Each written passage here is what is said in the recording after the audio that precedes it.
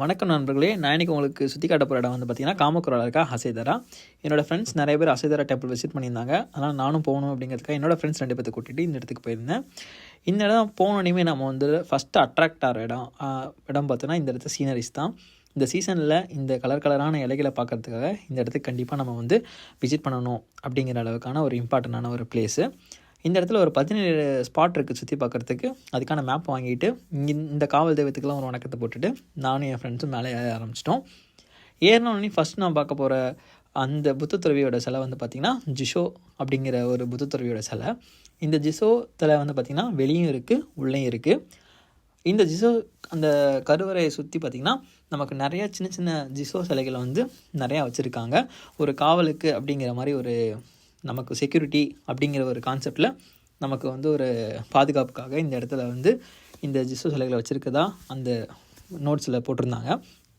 அடுத்து நம்ம அப்படியே மேலே போனோம்னா பார்க்க போகிற பெரிய புத்த துறவி வந்து பார்த்திங்கன்னா கண்ணோன் அப்படிங்கிறவரோட அவரோட இந்த சிலை வந்து பார்த்திங்கன்னா கிட்டத்தட்ட ஒரு 9 மீட்டர் வந்து ஹைட்டாக இருக்கிற ஒரு சிலை. உள்ளே போய் ஃபோட்டோ வீடியோ எடுக்கக்கூடாது. வெளியே இருந்து நாங்கள் பார்த்துட்டு இந்த இடத்துல ஊதுபதி வச்சு சாமி கும்பிடுவாங்கள்ல, அதை பார்த்துட்டு நம்ம அப்படியே இந்த சைடில் போக ஆரம்பிச்சிட்டோம். அடுத்து பார்க்க போகிற புத்த துறவி வந்து பார்த்திங்கன்னா அமிதா. இந்த அமிதா சிலை வந்து ஃபோட்டோலாம் எடுக்கலாம். நல்லா ஃபோட்டோ எடுத்துகிட்டு அப்படியே பக்கத்தில் வந்து பார்த்திங்கன்னா இந்த பெரிய மணிக்கு ஆப்போசிட்டில் பார்த்திங்கன்னா ஒரு நினைவிடம் மாதிரி ஒன்று வச்சுருந்தாங்க.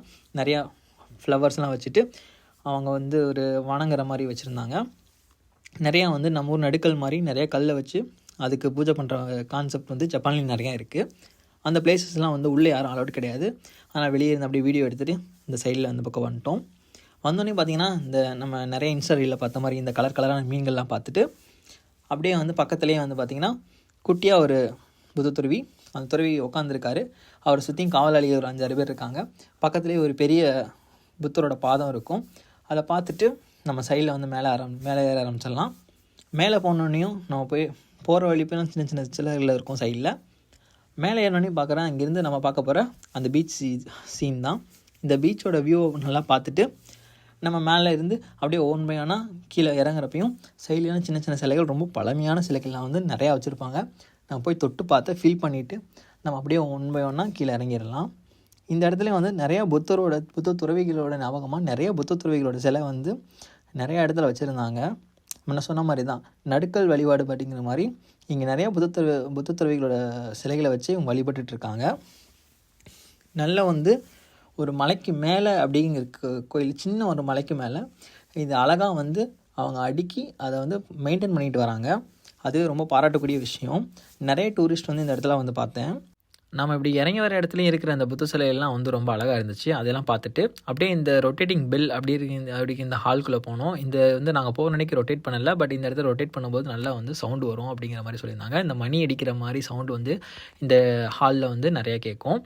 அதை கேட்டுட்டு அப்படியே நம்ம வந்து பக்கத்தில் வந்து இருக்க அந்த குகைக்குள்ளே இருக்க ஒரு வந்து ரொம்ப பழமையான கோயிலை பார்த்தோம். அந்த கோயிலை பார்த்துட்டு உள்ளே போயிட்டு நம்ம வந்து பார்க்கலாம். கீழே குனிஞ்சு தான் போகணும். போய் முடிச்சுட்டு அப்படியே நம்ம வந்து அங்கே இருக்க புத்த துறவிக்கு வணக்கத்தை போட்டு வெளியே வந்து எப்பவும் போல் நம்ம வந்து அசைதரா வந்ததுக்கான ஸ்டாம்பை குத்திட்டு நம்ம கிளம்பிட்டோம்.